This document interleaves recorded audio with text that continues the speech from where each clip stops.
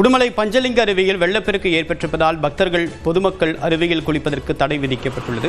விவரங்களோடு நிகரார் செய்தியாளர் பாலாஜி பாஸ்கர் விவரம் என்ன?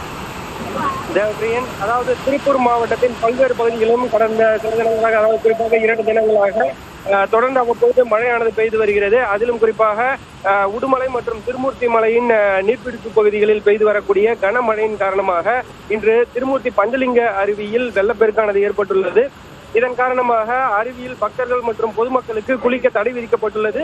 மேலும் அதன் அருகிலேயே இருக்கக்கூடிய அமனலிங்கேஸ்வரர் கோவிலுக்கு தற்பொழுது பொதுமக்கள் தரிசனத்திற்காக அனுமதிக்கப்பட்டு பூஜைகளும் நடைபெற்று வருகிறது. எனினும் நீர்வரத்து அதிகரித்தாலோ அல்லது நீர்வரத்து தொடர்ந்து கண்காணிக்கப்பட்டு வருவதாகவும் அதன் அடிப்படையில் பக்தர்கள் தரிசனத்திற்கு அனுமதிக்கப்படுவார்கள் என அறிவிக்கப்பட்டிருக்கிறது.